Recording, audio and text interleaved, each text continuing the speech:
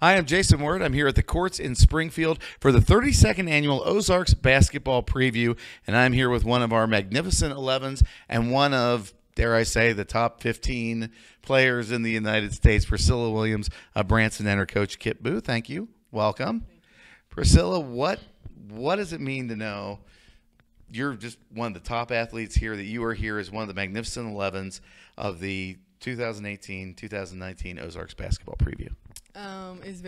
I'm very blessed, and it's like I'm glad to see all my hard work that I've put in like over the years and time, like come to this day knowing like, oh, all my work is finally like paying off, and just all the people who have supported me through this process.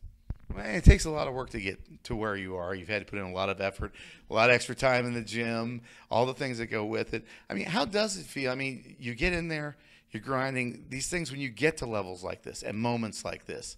Is that the fuel that kind of helps you break through when you're having to do those up downs for the 20th time and you don't want to do it? Yeah, that's one of them. And just thinking like I put like all my time, so much time into this, so to stop now, there'd be like what's the use if you're almost there? Like if you already gone through the pain, just like finish it so you can get your reward in the end. Now, last year, 32 points a game. You had 13 boards. I mean, that is a complete play on both ends of the court that people dream of, to be able to have that kind of effectiveness on the offensive and the defensive side. But let's focus on the defensive side for just a second, because defense really does. You know, everybody looks at offense, but a solid defense can really be the spark, especially if a team's behind, to make a key stop and bring it back. So what does it mean to you to know that you are such a force on the defensive end that when an opposing coach looks at you, they're like, well, we can't just concern with her on offense. We got to know where she is when we're doing our offensive set, because she could make a steal, take it down the court, and turn this game around. Well, for me, it's like thinking about like you need all aspects of the game. So you have to rebound in order to get offense. Defense, it always leads back to offense. So knowing if like, oh, you stay in shape. So if you're a threat on both sides of the court, then it's pretty hard to stop you. So. And be honest, how's it feel to get that steal or a block or something and watch a team just go down on a fast break and make that transition, knowing the other team's gonna be like, oh. Yeah, I mean, it feels good. So you're like, oh, that work, like that hard work is gonna make them like if you get mentally into their head, then like you're breaking them down bit by bit, and then the lead just separates. And, Coach, what's it like knowing when you do your game playing, knowing that your opponents are going to look and key in on her and know that you've got someone with her talent and ability on both ends of the floor, that you don't have to worry about, well, we need to shore up on defense or on offense, knowing you've got a leader that can help you run both the offensive part and the defensive part? Well, it's a lot of when you game plan, thinking outside the box, because you see a lot of junk defenses, a lot of combo defenses, stuff like that. And so it keeps us on our toes, because we have to continue to look at what they bring to the table, and then we have to guess as to how we think that they're going to guard us. And in each game, sometimes it's different. One team I thought for sure was going to junk us, played us man the whole game. And then one team I thought would just stick pretty tried and true, didn't. And so he has to keep us on his toes. So when we get into the game, we got to constantly make adjustments. But there's things and plays that she makes that you just don't teach. You can't teach. And so usually you're sitting there thinking, okay, we're going to run into this, but then she makes a steal on the defensive side and just beats people down the court, and she'll get 10 or 12 buckets like that a game. And so that takes some of that worry out of it. Defensively, we look and go, okay, where do you want to put her? And so anywhere that you game plan, you say, well, you put her at the top, you put her in the middle, you put her in the wing, and it's just finally we just sit down and go, well, she's probably going to be good anywhere she goes. But we got to put 4 other kids on the court as well and try to figure out where they go. And it's a nice problem to have, honestly. So how does it feel to know you've got a coach that can see you can play any position, any spot on the floor? I mean, to have that kind of confidence to know when you step out on the floor, you know that the coach knows you can get the job done. I mean, it's very I'm very humble. I'm proud to say like he has enough trust. Like since me being the point guard, like you're the second in command outside of the coach, and so you taking the team on your shoulders, and you have to carry out what he needs to do. All right, well, let's talk about that for a second, especially on the offensive side.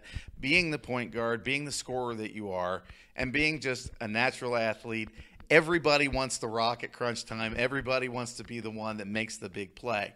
But being the point guard, they're going to double team you. They're going to triple team you. There are going to be those times where you're going to have to read the defense and go, I can't be the one to drive the lane this particular time. So how do you mentally approach that when you come down and you see a defense to go, oh, this defensive set, I'm going to have to step back. I'm going to have to look for the open player. I'm going to have to set this offense a little differently than I would otherwise? Well, I look at every game as a challenge to see like how they're gonna run, how they're gonna put their players against me, and seeing like, okay, how in this game am I gonna use all of my players that I have, like my teammates, and like knowing that like if I can't do it all myself every single game, and so you guys are gonna have to chip in, and they do really well for that, and they contribute as much as they can, and if people are double teaming me, which means someone's always gonna be open, so then by that time then we get rhythm and flow. Now, you've got D1 schools that are looking at you very closely. A lot of the bigger names are, teams that you look at the top 20 college basketball teams, 18 of them are probably looking at you. So knowing that you have these people looking at you, have you looked at how the college game is played and looked at your set and said, all right, this is what I'd have to do to get there. This is what I've got to do now to practice and learn and prepare to get there? Yes, and definitely from having like my friends, a bunch of my friends play college basketball, like those high levels. So just seeing them like from high school, from AU when I played with them, and how they are adjusting now, like just seeing how it's a total different game. It's just like when you go to junior high to high school and high school to college, like it's the game's so faster, and then you're also in college, you're with players who are all just as good as you, so you have to work like twice as hard. So it's just, I mean, it's something new to figure out by yourself. But so, Coach, what's it like to have a player who, like her, can see where she wants to go, what she has to do to get there, to have a player with that kind of drive to improve? How does the rest of your team, watching how she practices and plays, how does that help elevate them? Well, we've been fortunate at Branson, had a couple of kids like that who have come through. And, it's always nice when your best player is your hardest worker. And kids looked at that, and it kind of sets a tone for the practice. And that's what you always hope, and we've been blessed to have that. And so the kids, from Amanda Kearney and Ashley Forrest and the Dabridges and the Combs girls, at Branson we've had those kids, and so it's just kind of been, business as usual. Every year we've had to have that one kid that has been pretty phenomenal, pretty good, and so our kids are used to that and to playing with a kid that is of top notch. All right. Well, thank you guys both for being here. We appreciate it. Priscilla Williams of Branson, one of the top 15 players of the USA and one of the magnificent 11s here for the 32nd annual Ozarks basketball previews. I'm Jason Word for Ozarks Previews.